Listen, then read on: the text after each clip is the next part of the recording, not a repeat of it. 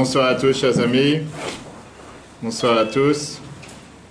Nous sommes ce soir un jour important, c'est Rosh Hashanah la Chassidut.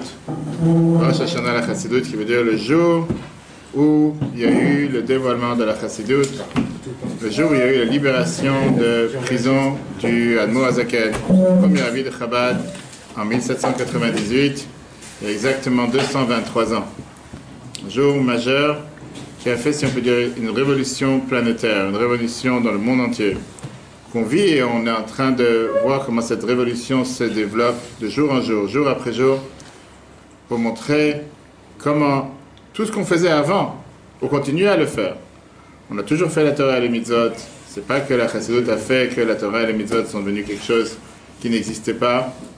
Mais la grande différence, si on peut dire la grande nouveauté de la Chassidut, c'est comme on voit dans cette fameuse lettre du Rabbi Rachab, le 5e Rabbi de Chabad, qui disait comme quoi c'est le jour où aujourd'hui Or vechayut nafshenu nitan lanu, qui veut dire le jour où la vie et le jour où la lumière de notre âme nous a été donnée. On va expliquer ça aujourd'hui, qu'est-ce que ça veut dire, mais tout d'abord, le cours est dédié à la mémoire et pour l'élévation de l'âme de Mathilde Atou Bat Rachel et Shalom Sidon.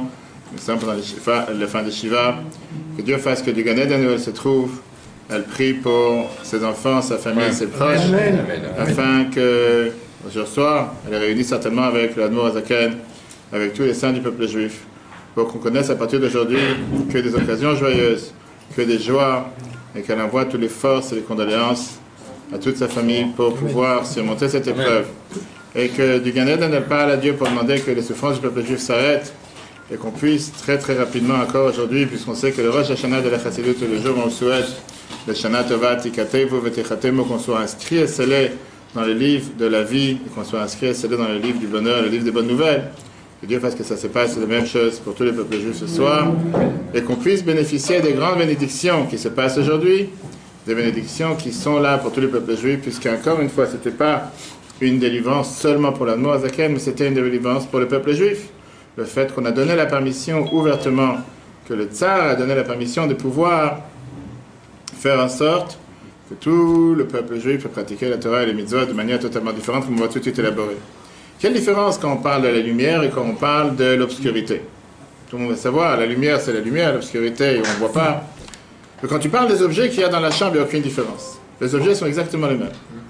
Sauf que la lumière t'amène, tu as une feuille et des feuilles, dans les feuilles tout le monde. Alors que la lumière n'amène rien de nouveau. La lumière ne rajoute rien par rapport à ce qu'il y a dans la chambre. De l'autre côté, une lumière, une chambre qui est éclairée, une chambre qui est non éclairée, c'est deux mondes différents. Et c'est vrai que dans une chambre qui est sombre, qui est noire, c'est difficile de remarquer la beauté des objets. Tu peux avoir une table en marbre, tu peux avoir le dernier iPhone sur la table, tu peux avoir les choses les plus importantes, mais tu ne reconnais pas forcément l'objet. Alors que quand tu as la lumière, en autre mot, tu remarques chaque chose, tu vois la beauté de chaque chose, la valeur qu'il y a dans chaque chose. La vie, c'est exactement la même chose. La vie, le souffle de vie ne rajoute rien sur le corps d'une personne. Quand une personne décède, elle est exactement la même que quand elle était vivante. Il n'y a aucune différence. Poids, taille. Alors oui, c'est vrai que d'après l'Akbara, on nous dit que quelqu'un qui est vivant, il se porte lui-même. Il est beaucoup plus léger à transporter que quelqu'un qui n'est pas vivant. Mais néanmoins, c'est exactement la même chose. Les mêmes membres, les mêmes vaisseaux. Même personne. Mais quelle différence? Personne, malheureusement, qui n'est pas vivant ne bouge plus. Il n'y a pas de vitalité à l'intérieur. C'est comme une pierre, c'est comme quelque chose qui est totalement, on va dire, du minéral. Alors que quelqu'un qui est vivant, pas qui est vivant parce que par la force des choses il vit, mais qui est réellement vivant, comme on va tout de suite voir ce soir, est totalement différent. Ça, ce sont les deux termes que le Rabbi Rachab, le 5e Rabbi de Chabad, a décidé d'employer pour nous dire qu'est-ce que c'est ce jour de Yutet qui se lève, du 19 qui se lève. Le jour que la vie et la lumière nous a été donnée. Et c'est ça justement ce grand paradoxe qu'on parlera encore demain dans les cours de Yutet qui se lève et demain soir, puisque le Torah et les mitzvot on les faisait avant aussi. Mais faire la Torah et les mitzvot avec la vitalité, avec de la joie, avec de la lumière, pas les faire pour les faire parce qu'il faut les faire, parce que j'ai pas le choix, c'est comme ça que Dieu nous a demandé, c'est malheureusement je suis juif, malheureusement il y a Shabbat, malheureusement il faut que je mette les tefilines. Décidément, je suis obligé de manger kasher, même en étant en cinéma, tu vois, il n'y a pas de restaurant, mais qu'est-ce que tu veux que je fasse? C'est comme ça, malheureusement ma mère était juive, automatiquement je suis juif. Non, si déjà tu fais quelque chose, fais-le avec joie, fais-le avec enthousiasme, fais-le avec passion, fais-le avec vitalité. Et c'est comme on a dit tout à l'heure, c'est totalement différent, c'est un autre monde. C'est pas je le fais parce qu'il faut le faire, je le fais avec joie et vitalité, c'est un autre monde. Une fois, on a demandé justement à Admor HaZaken, avant de rentrer dans les vifs du sujet de ce soir, on lui a demandé pourquoi la chassidoute n'a pas été dévoilée dans les premières générations. Pourquoi ça fait à peine 250 ans, pas plus, le Baal Shem Tov. Il a répondu avec un exemple, fameux exemple avec un roi qui avait un trésor. Il n'a pas voulu le montrer à même à ses proches ministres, ses proches personnes, son cabinet qui était proche avec lui. Parce qu'il savait c'est quoi la valeur de ce trésor. Et donc il a décidé de montrer à des serviteurs simples, des gens simples. Ils ne comprennent pas c'est quoi la valeur. Automatiquement, ils ne vont pas vouloir peut-être le prendre ou vouloir l'accaparer en disant comment ça se fait que lui il a le trésor et nous on n'a pas. On parle sur la chassidoute que la Torah était totalement cachée. Les valeurs, les secrets de la Torah, c'était des choses qui n'étaient pas à notre portée. D'ailleurs, c'est la raison pour laquelle c'est appelé la Torah Tanistar, la Torah cachée. Torah cachée parce qu'elle n'était pas à notre portée, c'était une Torah qui n'était pas dévoilée. C'était dévoilé pour certains, jusqu'au Harizal à la Safed il y a 500 ans, jusqu'à ce qu'il a dit mitzvah les galot zot ha-chochma, c'est une mitzvah de dévoiler les beautés, la sagesse de la Torah. Mais dans les dernières générations, puisque les générations sont descendues à un niveau si bas spirituellement, on a eu besoin de vouloir faire jaillir ces trésors, faire connaître ces trésors, même si nous sommes une génération beaucoup plus basse et beaucoup plus simple que les générations précédentes, mais on a besoin de ces trésors. C'est très bien l'échange qu'il y a eu entre le Baal Shem Tov et Mashiach. Quand il est parti les voir, il lui a dit « Hey Matai Ka'atimar, quand est-ce que tu vas venir délivrer le peuple juif ?» Libérer le peuple juif. Il a répondu « Quand tes sources vont se propager à l'extérieur. » Et ça, c'est monsieur les sources de la chassidoute. Alors c'est vrai qu'il y a des centaines d'années, on ne pensait pas forcément en avoir besoin. Mais puisqu'on est dans des générations où le spirituel est beaucoup plus, on va dire, voilé, des générations dans lesquelles c'est beaucoup plus difficile parfois avoir la divinité comme on la voyait au temps du temple. La chassidoute est venue pour nous rajouter cette vitalité et cette lumière. On aura attendre à en parler si Dieu pendant le cours, mais justement, ça c'est le sujet du cours de ce soir qui n'est pas par hasard le lien entre la paracha de la semaine, paracha Vayeshev, et le fameux jour de Yutet Kislev, le 19 Kislev. Si on peut dire la révolution que l'Admor HaZaken a fait dans son livre avec le livre du Tanya, qu'on a l'habitude d'avoir tous les mercredis après-midi à 12h30, le cours du Tanya, qu'on peut revoir sur l'application Torah. L'Admor HaZaken est appelé le Baal HaTanya VaShulchan Aruch. L'auteur du Tanya et l'auteur du Shulchan Aruch, c'est deux livres qu'il a écrits. Le Tanya, c'est la Torah cachée, Shulchan Aruch, la Torah dévoilée. Mais la réponse, elle est que Tanya, ça vient de où? Qu'est-ce que ça veut dire ce mot Tanya? C'est basé sur le premier mot du livre. Tanya, la traduction veut dire on a appris. Ça, c'est le mot Tanya, sans plus, non spécial. Mais en réalité, le rabbi précédent, il écrit au nom du Tzemar Tzedek que Tanya vient montrer les portes, ouvrir les portes de l'âme. Dévoiler quelle est notre mission sur Terre. Qu'est-ce que nous faisons sur Terre? Pourquoi Dieu il a envoyé chacun d'entre nous sur cette planète? Ça, c'est qu'est-ce que ça veut dire Tanya. Et alors? Tanya, c'est Otiot et Tan, qui veut dire les lettres de force, les lettres de la puissance. On parle de la force de l'âme pour pouvoir battre justement ces combats quotidiens que nous avons chacun d'entre nous dans la vie de tous les jours. Puisqu'on a des combats. Et c'est un combat entre l'âme divine, l'âme animale, l'âme naturelle, l'âme et le corps qui tire vers un côté, l'âme qui tire vers l'autre côté. Et ça, c'est tout ce que le Tanya nous explique. On en tient aujourd'hui en chapitre 46. Depuis plusieurs années qu'on a commencé, chaque mercredi. Très riche qui t'explique qu'est-ce que tu fais sur Terre. Comment raffiner ton âme, comment être heureux, comment être joyeux, comment avoir confiance, comment avoir la foi, comment avoir l'amour, comment avoir la crainte de Dieu. Le titre du cours de ce soir, c'était « Comment se réinventer malgré toutes les difficultés ». Comment réussir malgré les difficultés de la vie, les difficultés, les stress, la fatigue. Comment se réinventer? Alors aujourd'hui, c'est vrai qu'il y a beaucoup de gens qui cherchent à se réinventer, qu'ils étaient une fois restaurateurs, qui deviennent, je ne sais pas, charpentiers, ou le contraire, va savoir. Mais comment se réinventer face parfois à des difficultés? C'est là qui nous dérange ce terme que l'Admor HaZaken s'est mis comme base, en disant que le livre du Tanya, il écrit, c'est le livre du Likutei Amarim, un recueil de paroles qui est appelé un Sefer Shel Beinonim, un livre pour les personnes intermédiaires. Alors si je vais voir mon cher Jean-Claude et je dis, écoute-moi, fais-moi une armoire, mais une armoire intermédiaire. Ou tu vas chez Fabrice et tu dis, je voudrais acheter un ordinateur intermédiaire. Pas le meilleur. Pas le plus pire, mais un intermédiaire. Tu vas chez un garagiste et tu lui dis, donne-moi une voiture intermédiaire. Ça n'a pas de sens. Quelle personne sur Terre cherche à devenir ou être intermédiaire? Intermédiaire, qui veut dire la moyenne. Voilà, tu envoies ton enfant en classe et dis, écoute-moi, reviens avec la moyenne. Au moins, ça sera quelque chose de mieux, quelque chose de pas mal. C'est sûr que dans la vie de tous les jours, tu cherches à vouloir être un tzaddik, tu cherches à avoir le mieux, quelque chose de bien. Maintenant, quelqu'un va te dire, je ne suis pas du tout intéressé, je préfère être un rachat, quelqu'un de mauvais. Non, dans les extrêmes. Mais qui est cette personne intermédiaire? Cette personne que tu attends pas forcément quelque chose de lui, qui est la personne la plus ennuyante de la classe. Personne ne va aller acheter un livre intermédiaire, personne ne va choisir un gendre ou une belle-fille intermédiaire, ou personne ne va aller chercher, en règle générale, un architecte ou un constructeur intermédiaire. N'en parlons pas d'un docteur intermédiaire. Alors qu'est-ce que ça veut dire que l'Admour HaZaken, il te donne un livre qui est la base fondamentale de comprendre qui tu es, et il te dit que ce livre n'est pas un livre pour les tzadikim. Si tu te considères un tzaddik, un pieux, un juste, c'est pas pour toi. D'ailleurs, on sait très bien qu'il avait écrit un autre livre qui s'appelait Sefer Shel Tzadikim, qui a été brûlé, qui a disparu. Parce que le monde n'était pas prêt à recevoir un tel livre. Mais le livre qui nous a donné la vie, comment se comporter dans la vie de tous les jours en nous considérant tous comme des Beinanim, des intermédiaires.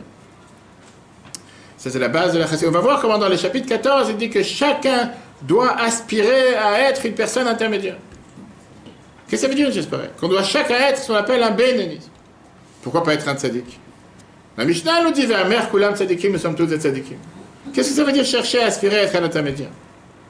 Et on va voir que ça rejoint ce qui se passe dans la paracha de cette semaine, avec deux figures géantes du peuple juif qu'on commence à vivre avec eux cette semaine et qu'on vit toujours avec eux jusqu'à la fin des temps, jusqu'à que Mashiach arrive. Ces deux personnages sont Yehuda, Judas et Yosef. Deux personnages qui à l'apparence se présentent comme un aspect, comme une personne, et qui s'avèrent à la fin qui sont totalement une autre personne. Et c'est ce qu'on va voir ce soir. La paracha nous parle, on a parlé de sa Shabbat longuement, la prochaine génération des patriarches, elle nous parle des deux protagonistes du futur.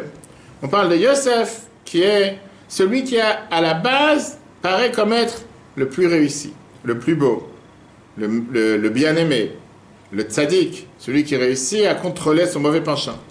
Yehuda a l'air d'être celui qui est l'empathie, qui est pas seulement qu'il n'est pas un tzaddik, mais qu'il tombe face à la première tentation, séduction, prostituée, comme on va tout de suite voir dans la paracha d'aujourd'hui.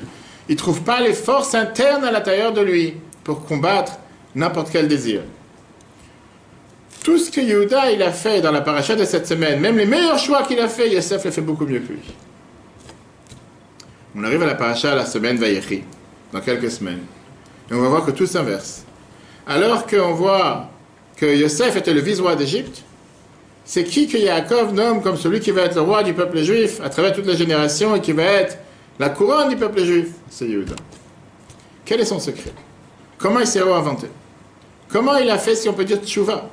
Comment il a changé? Comment il a eu un tel changement dramatique dans sa vie? Comment on appelle ça, d'un dirigeant qui était raté de raté, qui n'a jamais rien réussi, et que tout d'un coup il est devenu le dirigeant du peuple juif. Comment la paracha de cette semaine qui nous raconte la vente de Yosef, l'histoire de prostitution avec Tamar, tout a été oublié. Et on va voir à la fin du cours aujourd'hui, comme quoi Yehuda est le serviteur de Dieu, l'idéal, la personne idéale qu'on doit tous aspirer à être. Qu'est-ce que Dieu il attend de chacun d'entre nous? C'est lui la personne intermédiaire qui remplit la mission que Dieu lui a donnée sur terre. Embarquons dans le voyage. Première station. Il faut dire les chaim, manger, vous savez, c'est pas fait pour regarder. Jean-Claude, il a travaillé dur pour mettre la table. Il était là depuis 5h du matin ce matin, pour faire des brachot, Mesodat, Taret, Sadama, Shakol. Leilou Nishmat, Matidatu, Atu, Bad Rachel. Bad Rachel. Leilou Nishmat, Matil Atu, Bad Rachel.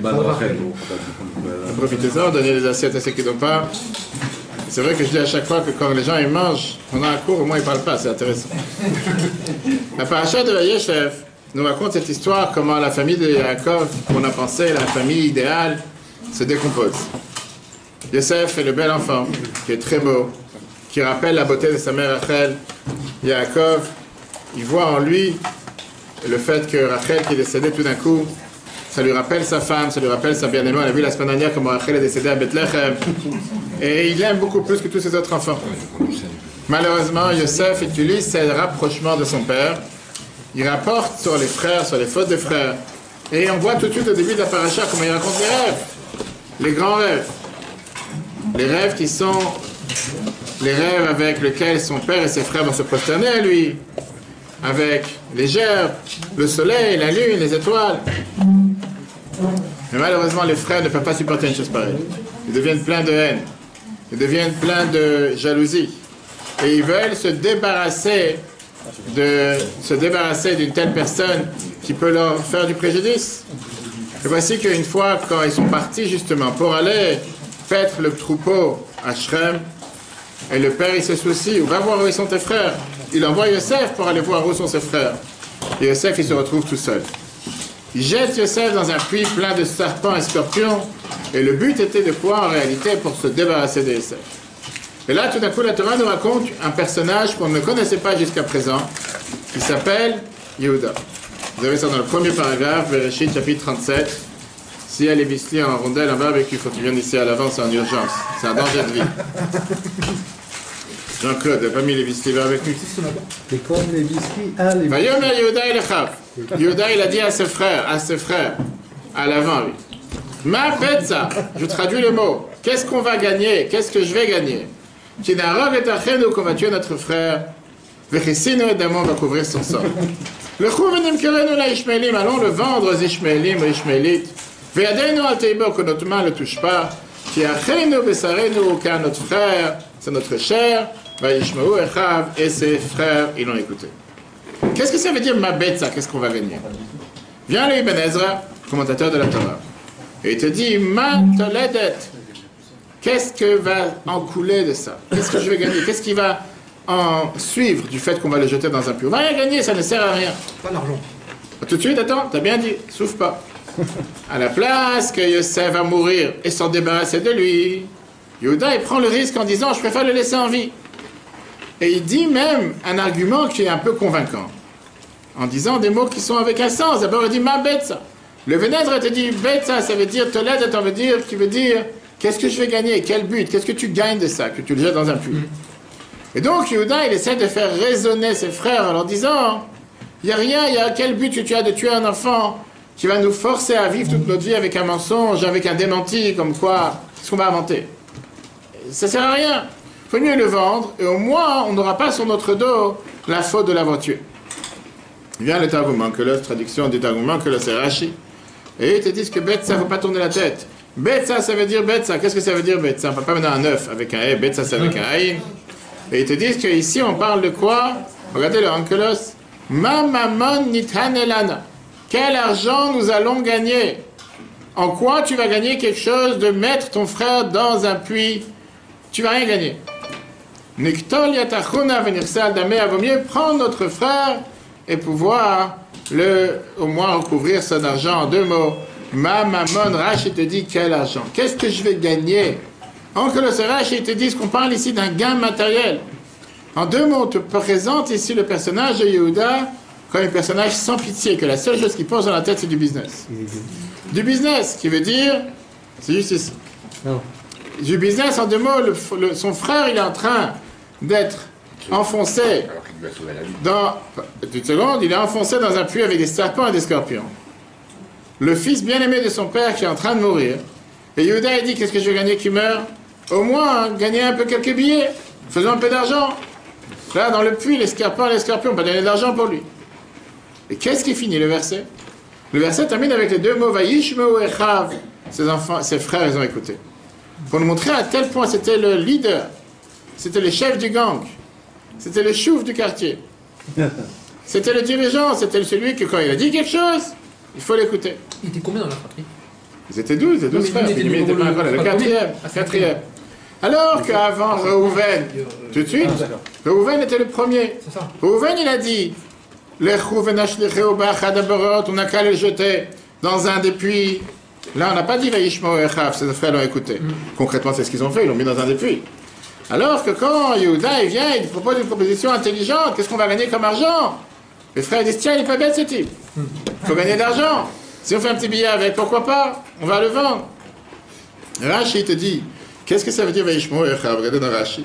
Rashi te dit, qu'est-ce que ça veut dire que ses frères, ils ont écouté? Targum Onkelos te dit, Vekabilumine. Targum Onkelos, la traduction araméenne, il dit, ils ont accepté de lui. Vechol shmiya shi kabbalat dvarim. À chaque fois qu'on parle d'entendre, qui veut dire écouter, accepter, que Gon va Yishma, Yaakov et la vive, Yaakov il a entendu à son père, Naaseh venishma, on va faire et on va comprendre. Mais Targim, à chaque fois le Targum manque que sa traduction c'est avec Kabyle. Tu veux dire ils ont accepté. Alors quand on parle seulement d'écouter avec l'oreille, que Gon par exemple, Vaishmou et Kol Metaler Bagan, ils ont entendu la voix qui allait dans le jardin, on parle d'Adam et Ève, ou bien Rivka Shmat. Rivka elle entend. Là, Kulan Metagemin Ushma, à chaque fois on traduit avec le mot Shema. Le mot Rashi, il te dit qu'ici on ne parle pas seulement d'écouter, on parle plus d'entendre, mais surtout d'accepter. De dire, tiens, tu as bien parlé, tu dis quelque chose qui a un sens, je suis prêt à le faire. Mais malheureusement, quand tu es le chef du gang, et il s'avère que les choses ne tournent pas comme il faut, c'est qui prend la responsabilité? C'est qui est responsable? La paracha Vayeshev nous raconte comme quoi Yehuda, tu as pensé être intelligent.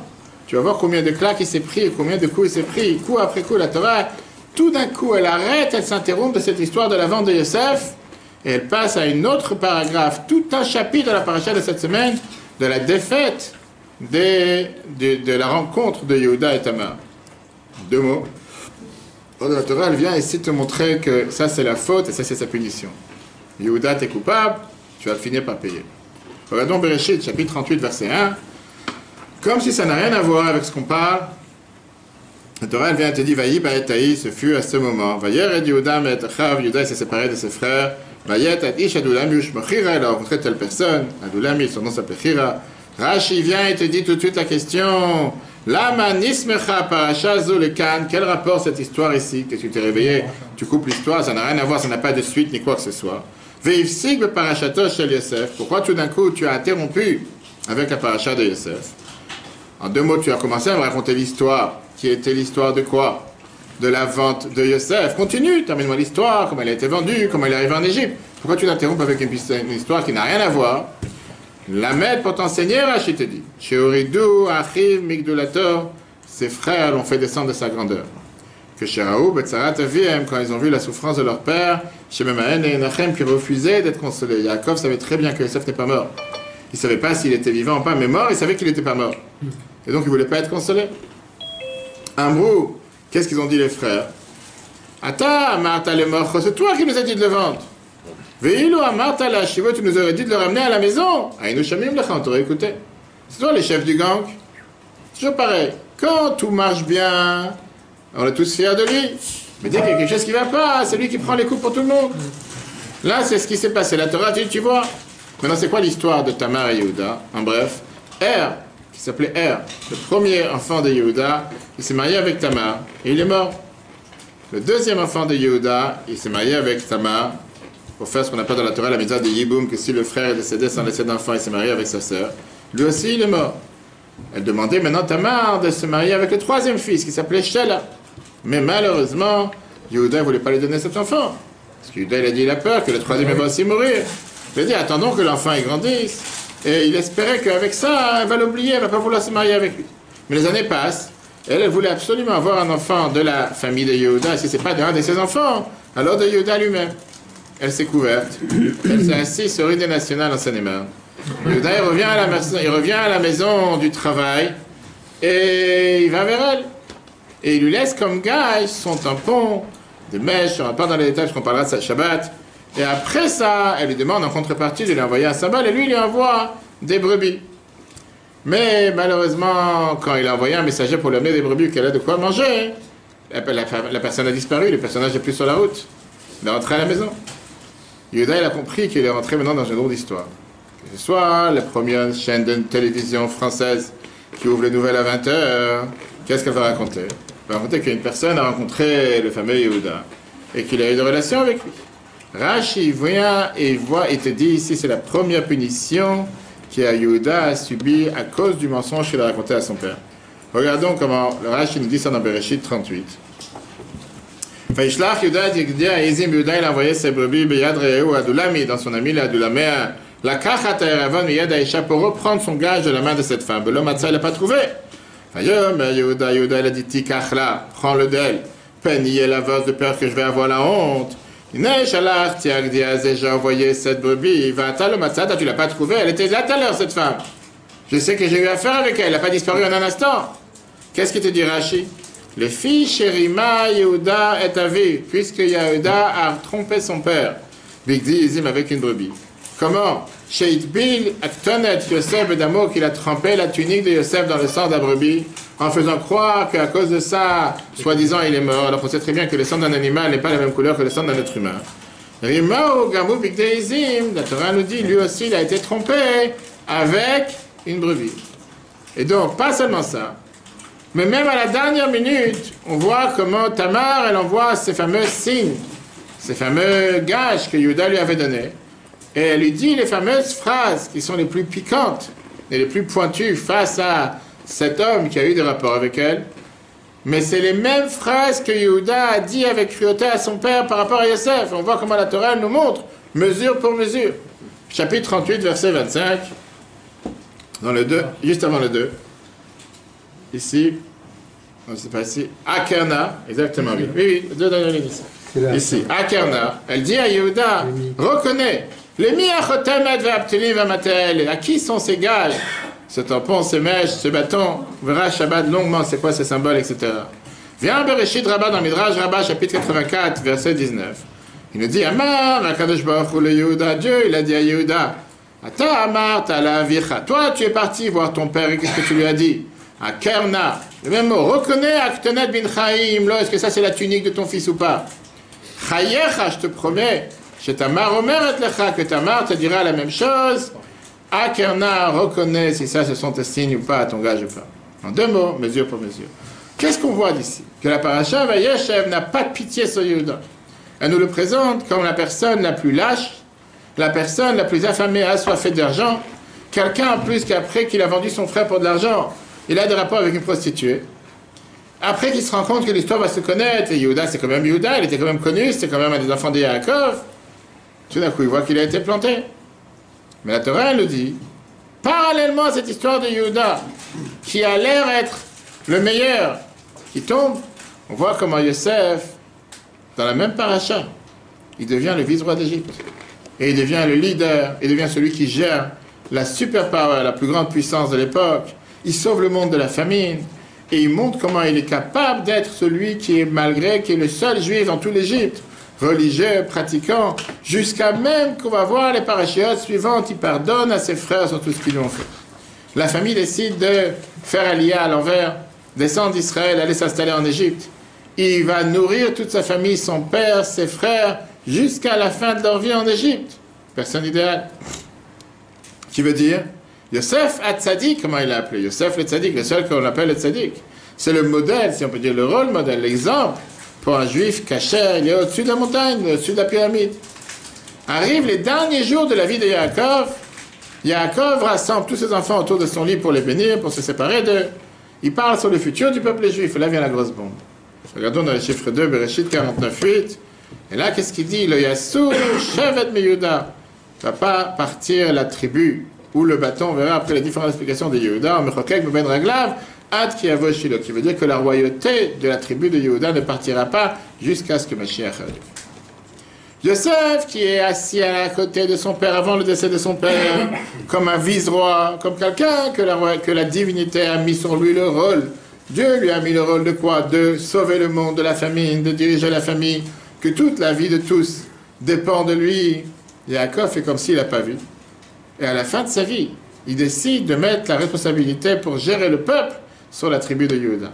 Le mandat entier avec tous les rôles clés futurs du peuple juif vont passer dans la tribu de Yehuda. La royauté en Israël, représentation juive en dehors d'Israël, le rôle de Rej Galuta, qui veut dire celui qui représentait le peuple juif face au royaume, face aux empires, et même les dirigeants du Sanhedrin de la Cour suprême juive, tout ça vient de la tribu de Yehuda. Mashiach finira, on verra à l'après, aussi par la tribu de Yehuda.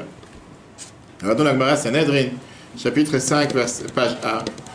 Lo Yassur, Shevet me Yehuda, il ne va pas partir une tribu de Yehuda, de quoi on fait allusion? Le Elu Raché Galuyot, Shebe Bavel, c'est les chefs de tribu, ceux qui sont en exil à Babylone.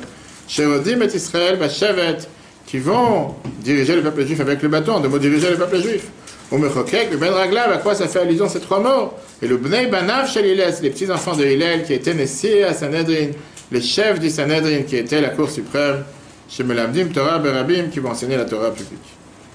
Cette compétition cachée, qui n'est pas dévoilée quand on lit le texte, entre Yehuda et Yosef, et la priorité qu'on a pour Yehuda, elle a commencé cette semaine, qui va continuer des milliers d'années. Des milliers d'années entre ces deux meilleures tribus. Et ce sera toujours Yehuda qui va survivre. Regardez plusieurs exemples. Moshe va faire la guerre avec Amalek, avec deux de ses aides. Chou et Yoshua. Chou, c'est le fils de Caleb, qui était le chef de tribu de la tribu de Yehuda. Yoshua, la tribu d'Ephraim ben Yosef. Après, on les envoie pour être comme des explorateurs. C'est les seuls qui vont être fidèles à leur mission.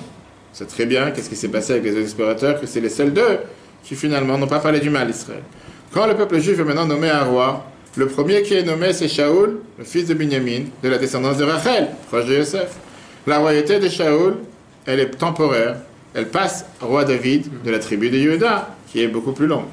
On avance, après la mort de Salomon, et que la royauté est passée dans les mains de Rehoboam, son fils, le royaume d'Israël, on a vu ça un cours qu'on peut revoir sur l'application, il n'y pas longtemps, pendant la période de 3 semaines. Encore une fois, Yerovam ben Nevat, qui est de la tribu d'Ephraim, le fils de Yosef, face à Rehoboam, le fils de Shlomo de la tribu de Yehuda. Le premier disparaît, le deuxième, celui qui reste. Le temple Shiloh, le Mishkan Shiloh, le temple qu'on a eu dans le désert, qui était après à Shiloh, il s'est tenu 369 ans dans la partie de Yosef qui est à Shiloh. Après ça, il y a eu le temple à Jérusalem, 410 ans, plus 420 ans dans la tribu de Yehuda, encore plus longtemps. Et le dernier round, comme on dit, qui y aura entre les deux, c'est comme Mashiach va venir. On dit que d'abord, il y aura ce qu'on appelle Mashiach ben Yosef. Mashiach, le fils de Yosef, qui sera des descendants de Ménaché ou d'Ephraim, tribu de Yosef, qui sera tué dans la guerre de Gog et Magog, qui s'est déjà passée. Et il va ouvrir la porte au Mashiach ben David, Mashiach, le fils du roi David, qui est de la tribu de Yehuda. Ça veut dire que dans chaque round, dans chaque épreuve, dans chaque combat qu'il y a entre ces deux tribus, Yosef face à Yehuda, Shiloh face à Jérusalem, le roi de Jérusalem, le roi du peuple juif face à le roi de Yehuda, Mashiach ben Yosef face à Mashiach ben David, toujours, la royauté de Yosef est temporaire, la royauté de Yehuda est éternelle. Comme on voit dans la fin de la paracha de Vayigash à l'Aftara, dans Yecheskel, chapitre 37, Vayidvar Hashem et là il est mort. Dieu m'a parlé à Yecheskel, il raconte comme quoi Dieu lui a dit la phrase suivante, Vata ben Adam, et toi, homme, kach lecha etz echad, prends un bois.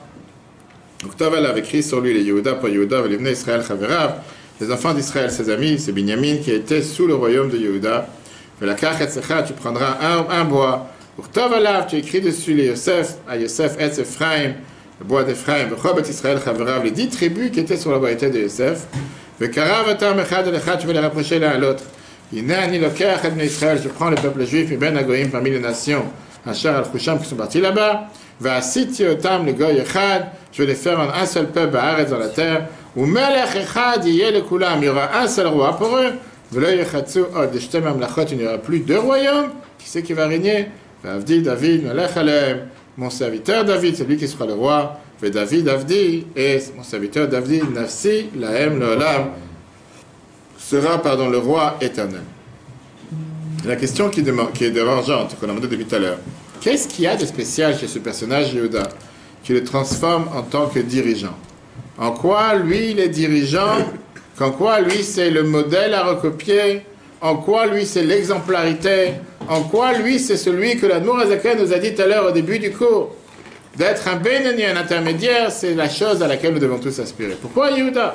En quoi Yehuda est mieux que Yosef?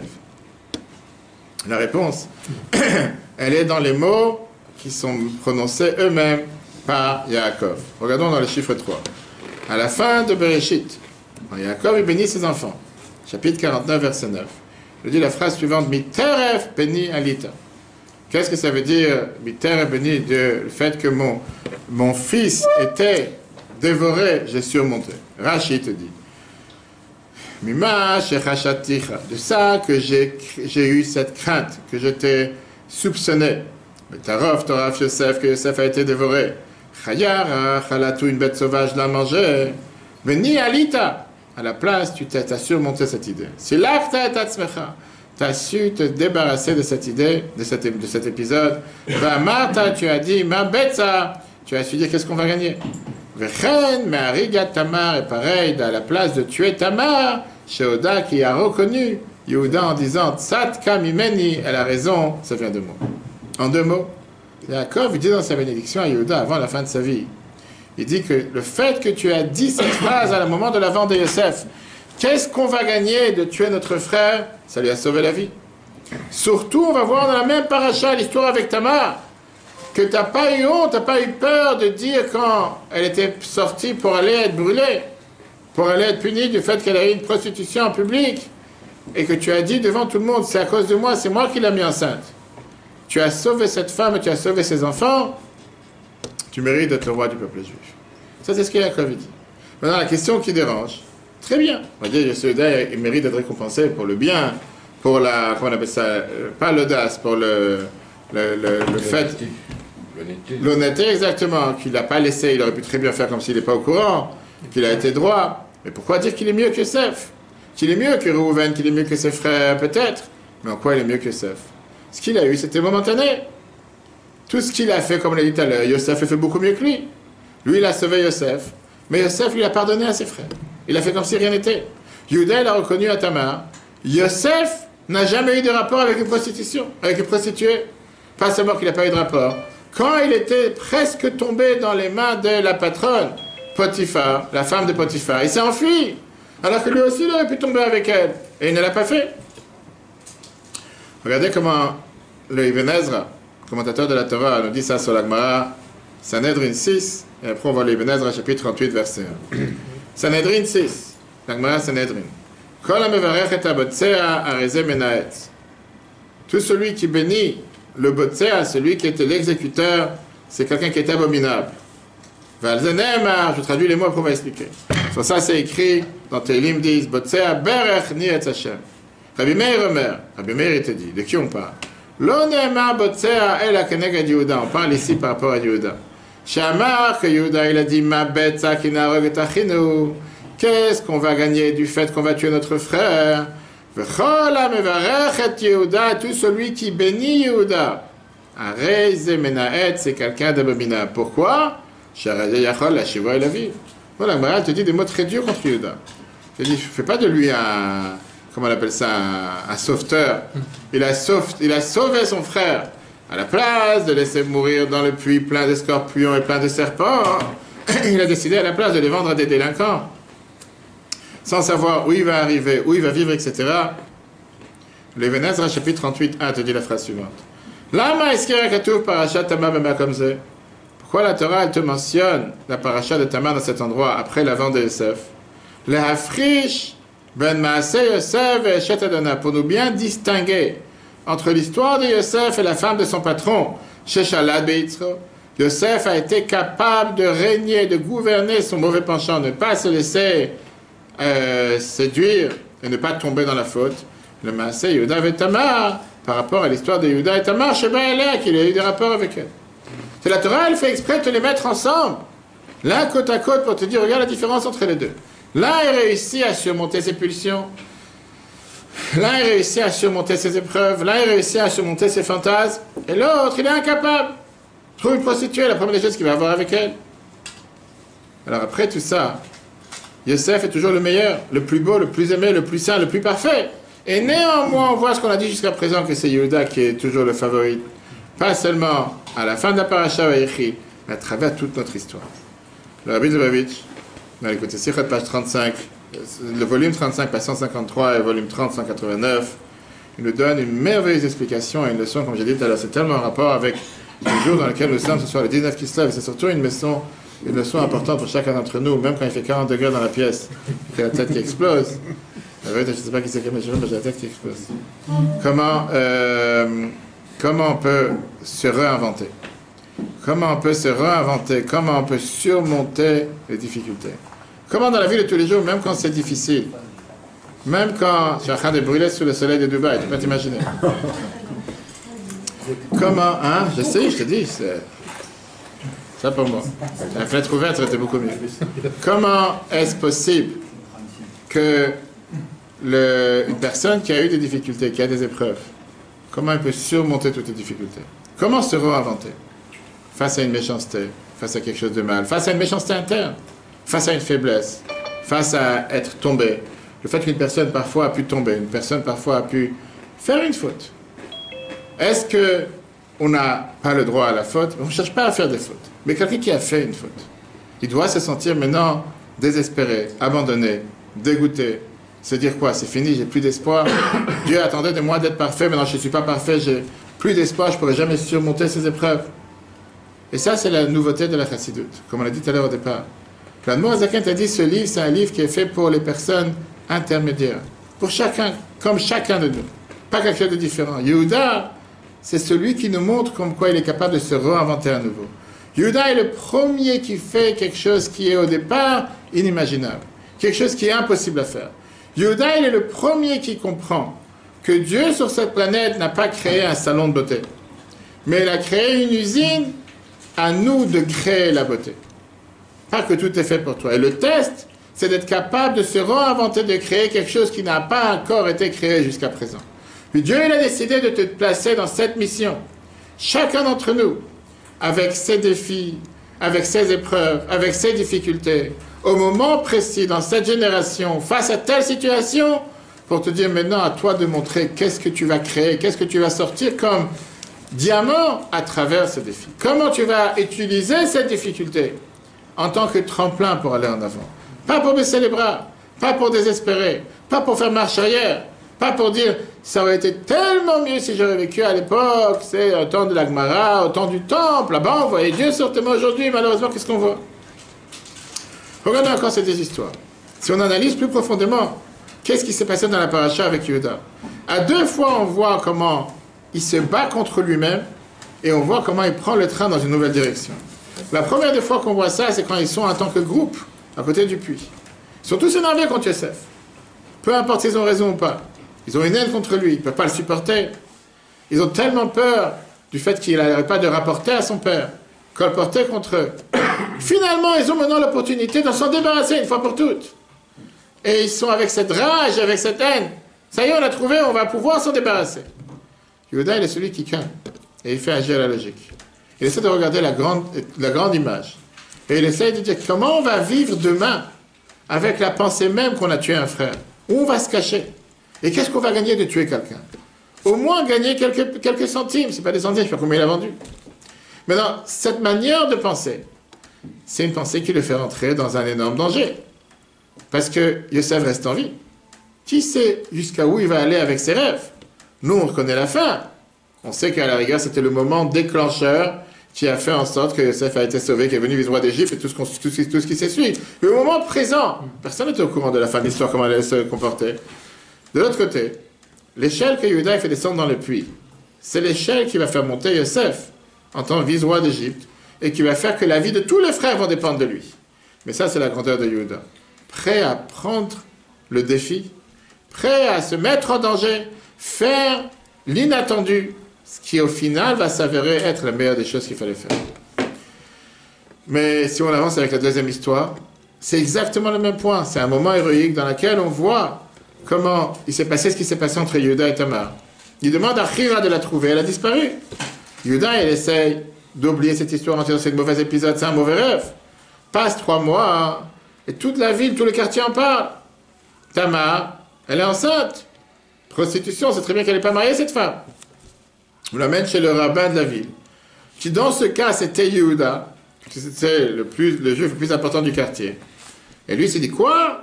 Une femme comme Tamar, une fille d'un Cohen, qui est partie se prostituer, elle doit être brûlée vif, au centre du village. Punition, que tout le monde prend exemple. Tamar décide de ne pas dire un mot. Elle vend sa maison, elle vend ses biens, elle se prépare à la mort d'elle-même et de ses enfants.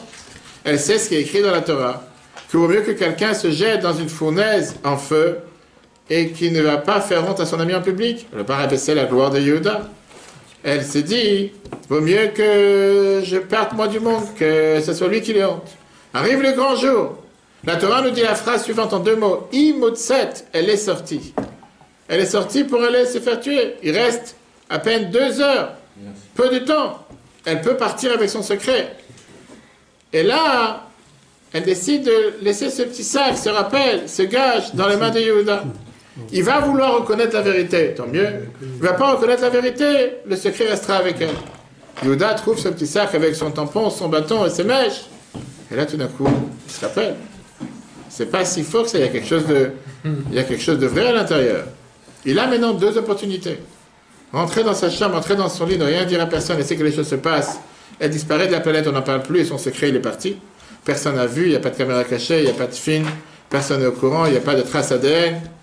Yehuda, il décide de sortir à ce moment précis et qu'est-ce qu'il dit? Tzadka mimeni. Elle a raison, ça vient de moi. Et Rashi nous dit deux choses. Mimeni, ça veut dire de moi elle est enceinte. Et la deuxième phrase qu'il dit, c'est moi qui est coupable. Il prend la faute haut et fort. Il ne se cache pas derrière ce qu'il a fait. Il prend la responsabilité et dit que c'est moi qui l'a mis sous cette pression. C'est moi qui lui a promis Sheila, mon fils. Rappelez-vous au départ, qui devait se marier avec le troisième fils, mais je n'ai pas accompli ma promesse.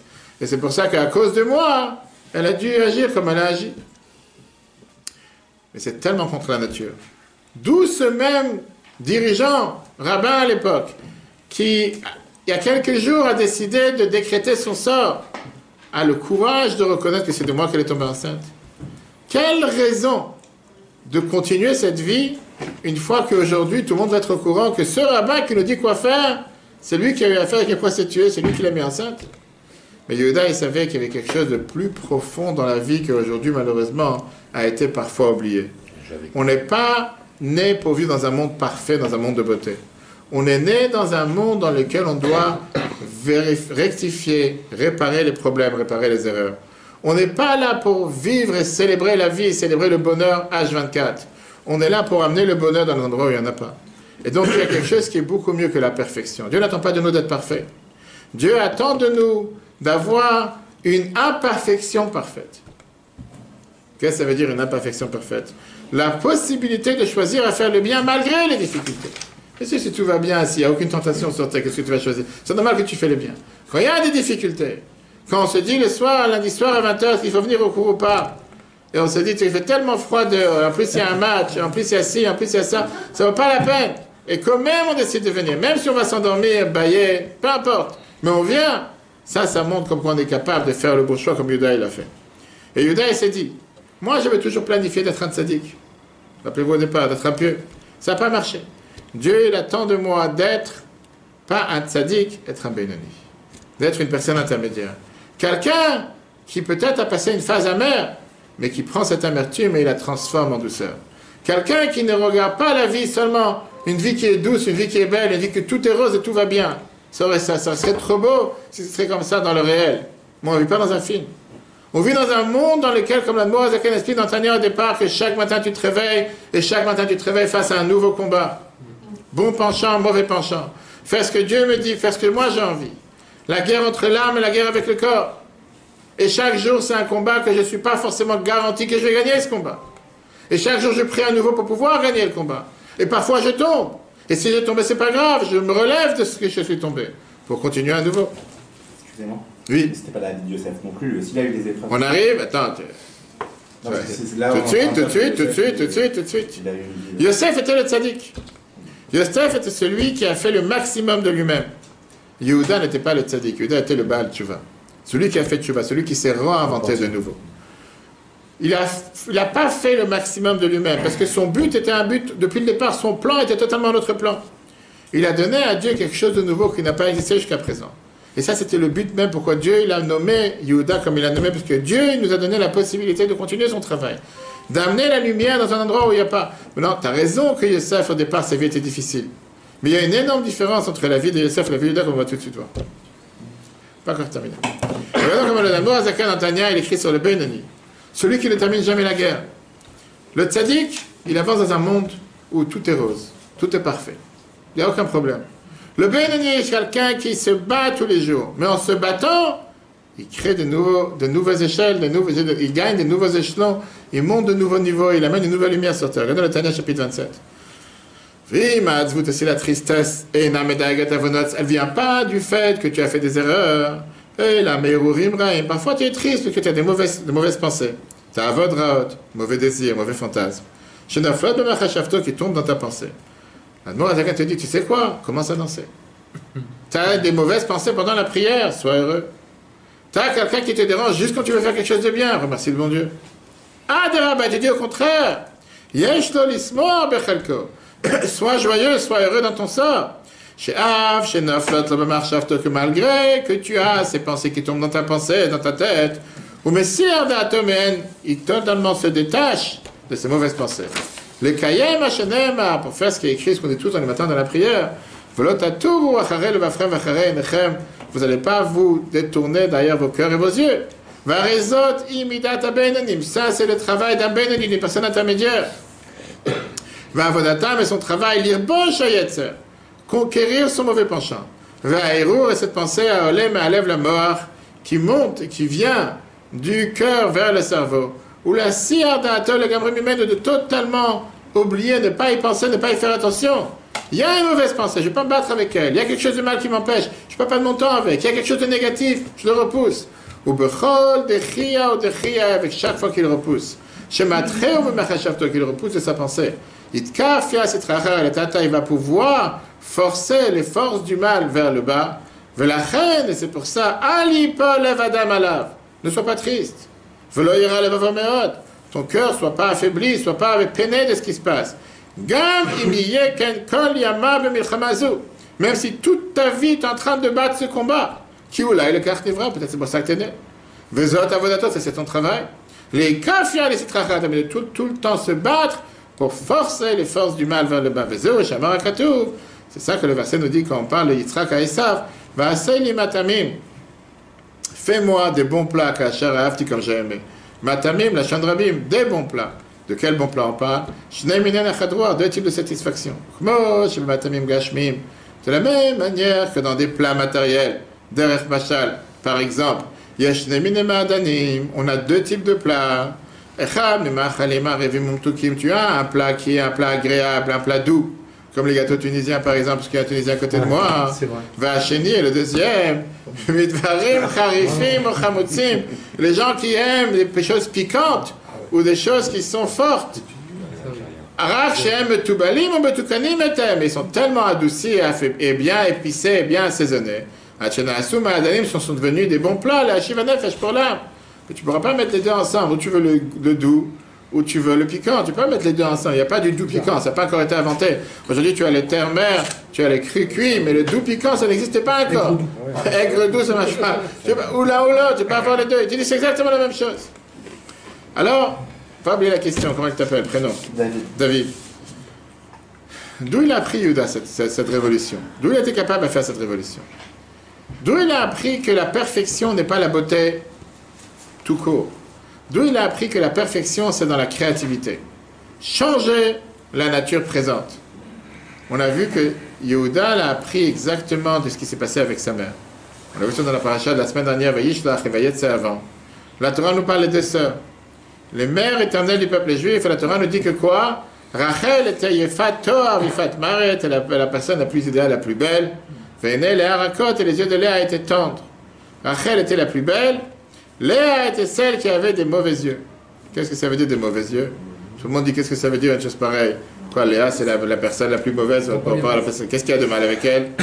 Pourquoi le peuple juif doit parler tout le temps du mal? Léa, elle avait des yeux pas beaux. Qu'est-ce qui se passait avec elle? Ça ne suffit pas de dire que Rachel était belle. J'aurais compris que Léa n'était pas aussi belle. Pourquoi tu dois me dire que Rachel? Viens la Gemara, Bababatra, passante 23. La Gemara te dit, Logna Yula. Vous l'avez pas dedans. C'est pas une honte qu'on te fait de Rachel. La Shivachula, c'est une louange qu'on donne à Rachel. Shaita Bocha, pourquoi elle avait des yeux tendres? Parce qu'elle n'arrêtait pas de pleurer. Chez Nena Rotsa Be'esav, elle ne peut pas se marier avec Esav.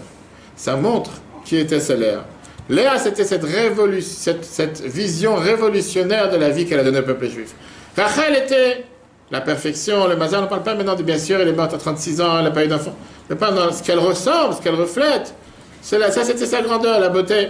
Elle était capable de céder, de donner à sa sœur. Tu veux te marier avec mon mari? Prends mon mari. Tu veux réussir? Réussis. Ça, c'était Rachel. Savoir se taire, savoir... Ça, c'était la personne idéale. Léa n'était pas belle, mais Léa, c'est une combattante. C'est une combattante qui se bat tous les matins à nouveau pour créer la beauté. De transformer un gâteau raté en... Comment on appelle ça? Comment on appelle ça les traiteurs? Pas réanimation, presque. Comment ils sont capables? Non, il y a un mot pour les cuisiniers. De prendre quelque chose et un plat. Revisiter, bravo. Ah, on parle d'un traiteur, tu vois. Revisiter. En signature, tu vois. Voilà, pas seulement qu'elle te dit quoi, le gâteau il a brûlé, comment ça se casser la tête, et qu'est-ce que je vais faire, qu'est-ce qu'il va dire mon mari, qu'est-ce qu'il va dire mes enfants, il n'y a rien à manger pour ce soir. C'est quoi? C'est comme ça que c'est sorti. Réfléchissons. Comme on dit, pense en dehors de la boîte. Donc, qu'est-ce que je vais faire maintenant avec ça? Et vous, qu'est-ce que vous pensez? Que dans tous les restaurants, vous allez, tout ce qui vous sert, c'est tout du frais. Ah, je viens de sortir du four. Il te ressort ce qui n'a pas été vendu depuis une semaine, 2 semaines, 3 semaines. Et il te le recoupe d'une manière différente. Il te met une autre épice. Ce qui était aigre, il te rend doux. Ce qui était doux, il te rend aigre. Ou bien il te fait, je sais pas, il te fait maintenant frire. Ou il te fait mélanger avec un autre plat. Et il te met le plat du jour. Et il te fait à moitié prix. Tu es tout content, quelque chose de nouveau. Alors c'est quelque chose depuis 3 semaines, il n'a pas été vendu. Mais ça, c'est ce que Léa nous a appris. Et qu'est-ce qui se passe? Avec les années, tout change. Rachel est morte jeune. Elle n'a même pas accompli toute la majorité de ses plans. Léa, c'est elle qui est devenue la mère essentielle du peuple juif, qui a donné naissance à la moitié des enfants d'Yaakov. Dans sa maison grandit tous les trésors du peuple juif. Et la prêtrise, Keuna, et les Lévi'im, et la royauté, et le droit d'aînesse, et la Torah, et le commerce. Toutes ces choses sont dans la maison de Yehuda. En 2 mots, quel message elle a transmis à ses enfants que nous transmettons aujourd'hui? Nous ne sommes pas les plus beaux. Et la beauté se trouve chez ma sœur et ses enfants, Yosef et Binyamin. Eux, ce sont les tzadikim, les temples, etc. Mais nous, Dieu nous a donné, nous a créés pour faire ce qu'on appelle du limonada. Vous avez entendu parler, c'est quoi? De prendre, en Israël, vous savez qu'il y a cette boisson qui est mélangée à un citron avec du thé. En 2 mots, c'est quoi? De transformer quelque chose d'amer en doux, de transformer quelque chose d'une tâche en quelque chose de brillant. Regardez comment la Bible écrit ça de manière si belle. Là, on voit la réponse à ta question par rapport à Yosef. Dans les paragraphes. Darkei avodat Hashem, la manière de servir Dieu. Nechlakot b'chlalot eshel drachim. Se divise en 2 manières. Il y a 2 façons de servir Dieu. Darkei tzadikim, le chemin des tzadikim, ou ba'alei tshuva et les ba'alei tshuva. Vezeu achiluk, c'est toute la différence ben avodat bnei Léa ou bnei Rachel. Entre le travail de Léa et le travail de Rachel.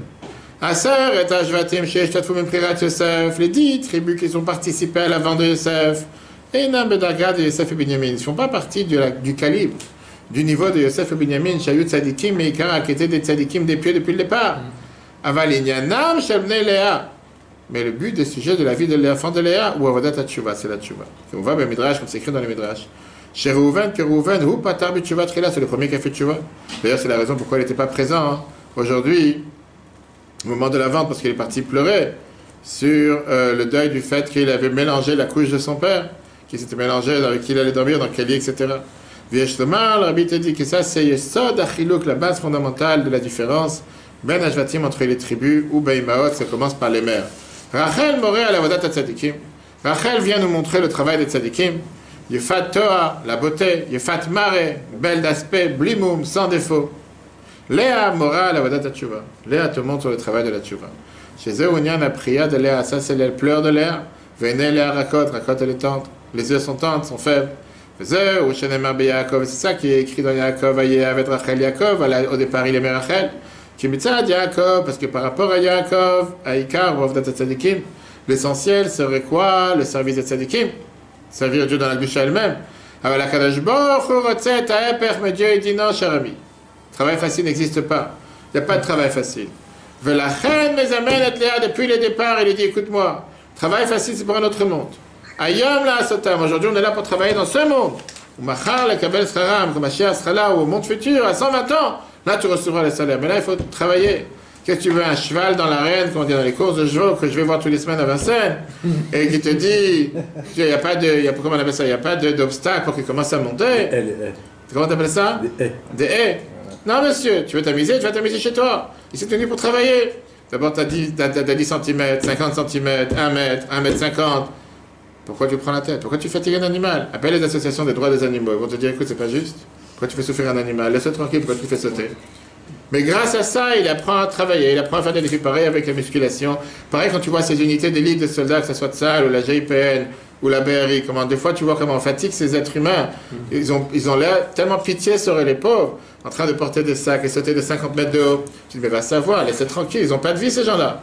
Mais c'est grâce à ça que tu fabriques des personnes qui sont capables de confronter toutes circonstances les plus atroces et les plus difficiles, que le jour où il faut arrêter un terroriste ou quelqu'un qui veut se jeter par la fenêtre, ils sont capables de sauter d'un bâtiment de je ne sais pas combien d'étages, et en un instant ils ont atterri dans le balcon de l'autre et ils l'ont sauvé à lui, ils se sont sauvés à eux. C'est pas venu en un instant. C'est venu parce que pendant des heures, des jours, des mois, des années, ils travaillent sur eux à remonter les défis. Ça c'est le travail de l'âme. Alors qu'est-ce que ça veut dire? Quels étaient les derniers mots que Léa a dit dans sa vie? Et on revient à Mathildatou, à tout Bat Rachel. il dit la fameuse phrase de Yaakov. Il dit, là-bas on a enterré, à la case des patriarches, il dit, là-bas on a enterré Abraham et Sarah, là-bas on a enterré Yitzhak et Rivka, et là-bas j'ai enterré Léa. Tout d'un coup, à la fin de sa vie, il se rappelle de Léa. La femme qui au départ était abominable, était haïe, que chaque naissance, elle supplie, Ataï Avanishi, maintenant mon mari va m'aimer. Ataï Laveiché, là, notre troisième fils, maintenant mon mari va se joindre à moi. Ataï Isbelenishi, maintenant mon mari va être ensemble avec moi. À la fin de sa vie, avec qui Yaakov il a enterré? Avec Léa, pas avec Rachel. Parce qu'à la fin de sa vie, Yaakov il a compris quel était le don que Léa a donné à tout le peuple juif. Yaakov, il a vu comment ses enfants sont parfaits, comment tous les enfants ils sont autour de lui, il a vu qu'il a mérité à quelque chose que son père et son grand-père n'ont pas mérité. Et là, il a compris ce secret d'éternité que Léa a donné au peuple juif. Léa était celle qui nous a donné le secret comme quoi Dieu ne cherche pas ceux qui sont nés des élites, ceux qui sont avec les qualités parfaites, mais Dieu, il cherche ceux qui créent les qualités, ceux qui travaillent sur leur niveau. Ceux qui ont un enfant qui vient et qui d'office, il a 100 sur 100 parce qu'il ne s'est pas fatigué, parce qu'il a une tête comme un génie. Pas dit que ça vaut rien, mais ce n'est pas le travail. Un enfant qui a obtenu 30 sur 100, mais qui a travaillé pendant 2 jours pour réviser pour obtenir ces 30, a une valeur beaucoup plus importante que celui qui l'a obtenu sans aucun effort. Dieu ne cherche pas seulement les choses propres, il cherche aussi ce qu'on peut faire pour le surprendre. Et la surprendre, ça vient seulement quand on est capable de faire quelque chose de différent. Oui, ça aurait été tellement plus simple de se débarrasser de son frère. On cherchait à s'en débarrasser. Laisse-le pourrir dans le puits, qu'est-ce qu'on a besoin de lui? C'est le moment qu'on attend depuis des années, finalement s'en débarrasser. Yehuda, il vient et dit, écoute-moi, chers amis, viens, on pense en dehors de la boîte, qu'est-ce qu'on va gagner avec ça? Et à chaque reprise, comme le Rabbi termine, la fin d'histoire, la fin du film qu'on ne connaît pas encore, qu'on va voir aujourd'hui, quand Yehuda et Tamar sont tombés enceintes, et Tamar est tombée enceinte de 2 enfants, Zerach et Peretz. Zerach est le plus grand, Peretz sera plus grand que lui. De Peretz vient Yishai. Yishai devient David. David vient Mashiach. Zerach représente le soleil. Le soleil, c'est quoi? Le tzadikim. Travail simple. Travail tous les jours. Le matin, le soleil se lève. Coucher du soleil, les gens sont pendant des heures, filmer, photographier, regarder. Ils n'ont rien compris ce qui se passe. Ils voient une boule orange qui va dans la mer. Ils sont tellement contents, ils repartent. Le lendemain, ils voient la même chose encore une fois. Alors que Peretz vient du mot qui veut dire exploser. Peretz vient symboliser le travail de Baalei Teshuva. Ceux qui arrivent parfois dans des endroits qu'ils ne voulaient pas aller. Ceux qui parfois ils tombent dans des endroits où ils ne pensaient pas tomber. Mais ils réussissent à se réinventer. Ils ne restent pas en bas. Ils réussissent à chaque fois, chaque mois, du 15, 16, 17, 18, la lune de plus en plus petite, jusqu'à disparaître. C'est fini, il n'y a pas d'espoir. Et le lendemain, elle repart encore une fois. Et encore une fois, le 15 elle est entière, et encore une fois, elle retombe. Et c'est de quelqu'un pareil que va venir le roi Mashiach, parce que Mashiach, il ne vient pas faire ce qu'on attend qu'il fasse, ce qu'on espère, ce qui est déjà écrit. Mais Mashiach vient te faire quelque chose que tu n'attends pas. Et c'est pour ça qu'on prie en ce jour de l'Utet qui se lève. On puisse voir tous ces secrets, toutes ces pensées de la Chassidut, qui nous fait vivre différemment, qui nous fait faire la Torah et les mitzvot différemment.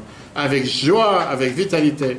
Comme Mashiach a dit à Baal Shem Tov, qu'on sera propagé les sources de la Chassidut. Combien de générations sont déjà passées, la Chassidut qui est répandue aujourd'hui sur les 4 coins de la planète. Que Dieu fasse qu'on mérite la venue de Mashiach encore aujourd'hui. Amen. Amen. Un replay sur l'application eTorah, eTorah sur Google et Apple. Très bonne soirée à tous et à la semaine prochaine.